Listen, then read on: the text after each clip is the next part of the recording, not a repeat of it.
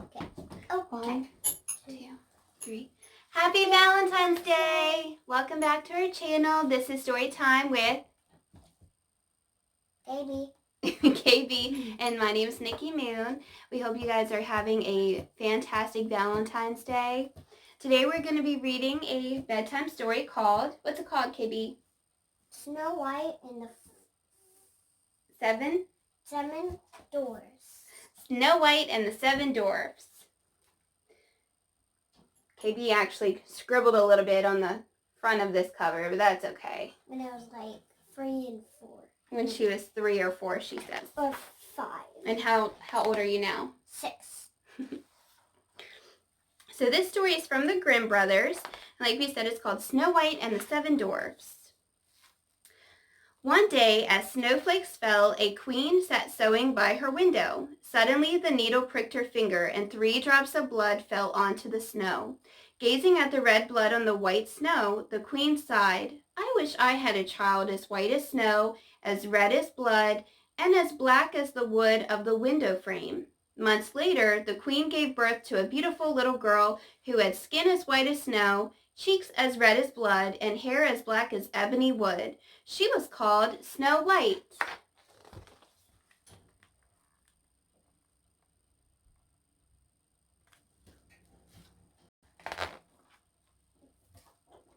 Sadly, the queen soon died. The king married again, and the new queen was beautiful but vain. Every day she stood before her magic mirror and asked, "Mirror, mirror on the wall, who is the fairest one of all?" The mirror always replied, "Oh, you, queen, you are the fairest of all." But little Snow White grew more lovely with each passing year. At last the day came when the queen's magic mirror said, "Oh, you, queen, are fair, it's true, but Snow White is now fairer than you." The queen was filled with jealous anger. "No one can be more beautiful than I am," she snarled.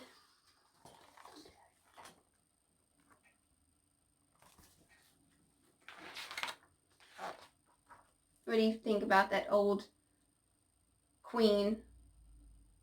Really, like 90 years old. You think she's out to get Snow White? She's very mean to her, huh? Mm-hmm. Yeah. The queen summoned her huntsmen. "Take Snow White into the forest and kill her," said the wicked queen. "Bring me her heart in this chest." So the huntsman took Snow White deep into the forest. He drew out his knife, but when he looked at Snow White, he could not do it. The huntsman killed a wild pig, put its heart in the chest, and returned it to the castle. The wicked queen was pleased, for she was sure that Snow White was dead. Lost and alone, Snow White stumbled through the dark forest until she came to a little cottage. She knocked at the door, but there was no answer. She tried the latch. The door was unlocked, so she walked right in.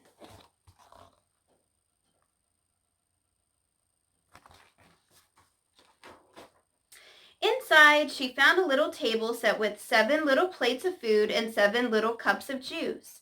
Snow White was hungry and thirsty, so she took a tiny bite from each plate and a tiny sip from each cup. Soon Snow White fell sleepy. She climbed the little ladder to the loft and found 7 cozy little beds. She lay down on one of them and fell fast asleep. The cottage belonged to 7 dwarfs who worked in the gold mines. Imagine their surprise when they came home to find a stranger asleep in the cottage. And imagine Snow White's surprise when she awoke to find 7 pairs of eyes staring at her. When Snow White told the dwarfs her story, they felt sorry for her. "If you cook and clean for us," they said, "you can stay here and we will all look after you." Those are some nice dwarfs, huh?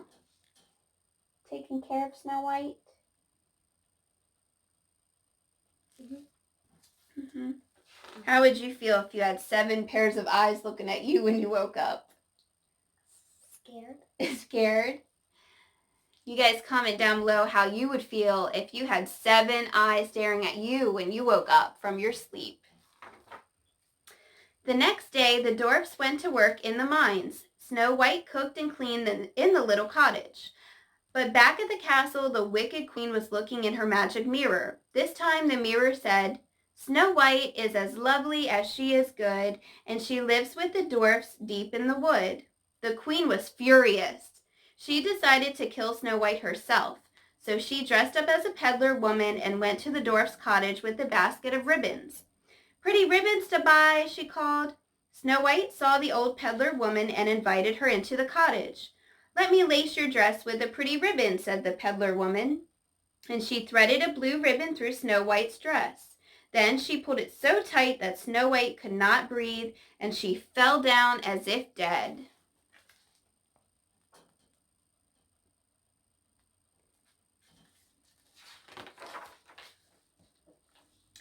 When the dwarfs came home that evening, they found Snow White lying pale and stiff on the floor. But when they untied the bodice lace, she began to breathe and her cheeks grew rosy once more. "The queen will stop at nothing to hurt you," they told her. "You must not let anyone in." Snow White promised that she wouldn't. The next morning, when the dwarfs left for the mine, they made sure that Snow White locked the door. She leaned out of the window to wave goodbye at them.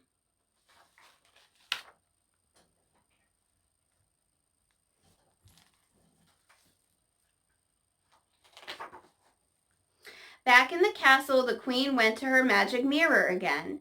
This time the mirror said, "Fair Snow White, who lives in the wood, is still as lovely as she is good." Trembling with anger, the wicked queen made a magical potion. With the potion, she poisoned a pretty hair comb. Then she set out for the dwarf's cottage dressed as a poor peasant woman. "Pretty combs to buy," she cried. Snow White opened her window. "I cannot let you in," she said. "Then come outside and let me comb your beautiful hair," said the peasant woman, showing Snow White a beautiful jeweled comb. Snow White went outside. As the poisoned comb touched Snow White's beautiful black hair, she fell to the floor as if she were dead. Oh man. Again?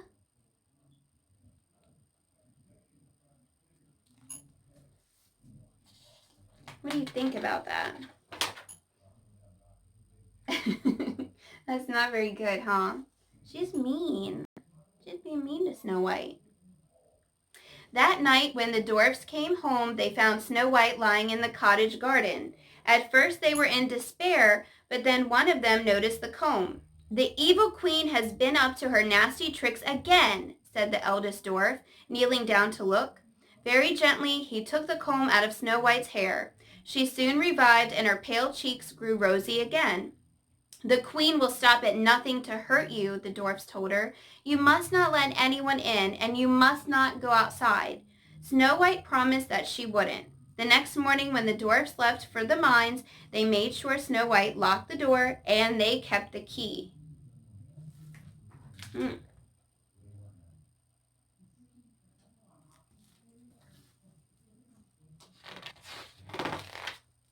This time, when the queen's magic mirror told her that Snow White was still alive, she roared with fury.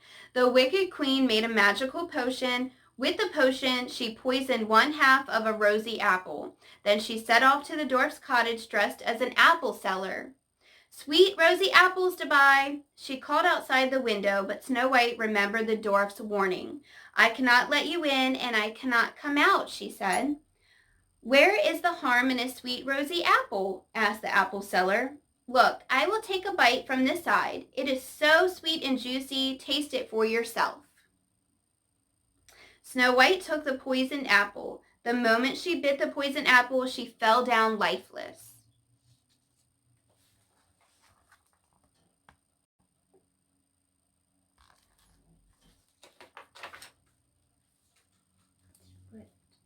When the dwarfs found Snow White lying on the floor again, they did everything they could to try to wake her. They loosened her laces, they combed her hair, they washed her face, but she was still and cold.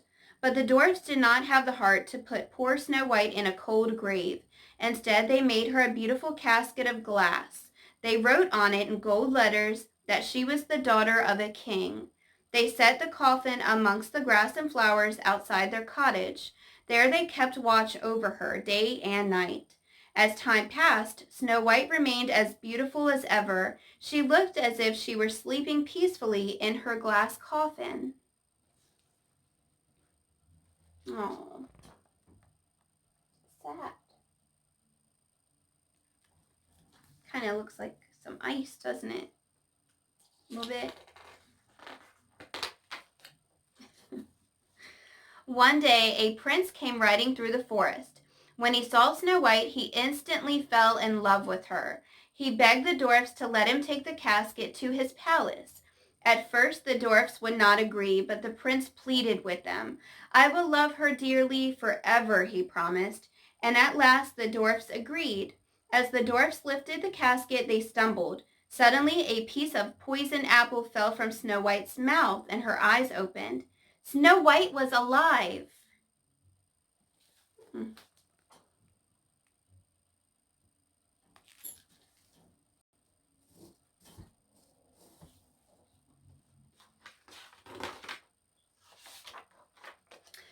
Of course, the moment Snow White set eyes on the prince, she fell in love with him, and when he asked her to marry him, she happily agreed.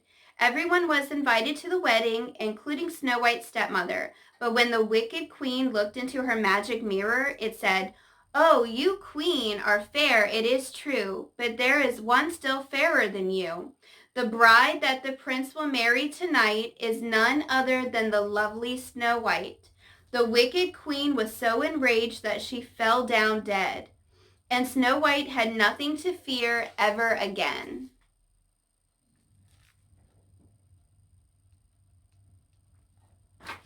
And that is the end of Snow White and the Seven Dwarfs. How did you like that, KB?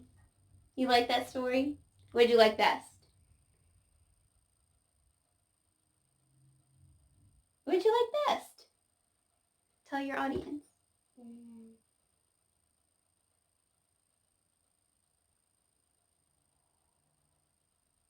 You don't know?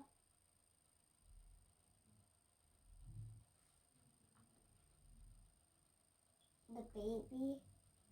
When she was a baby? Actually, the mirror. The what? I like the mirror. The magic mirror. So KB likes the magic mirror the best. What did you guys like best about this story? Drop a comment down below and let us know. And thank you guys so much for joining us on Valentine's Day for story time. I hope you guys have sweet dreams, and we'll see you on the next story time. Bye. Wait.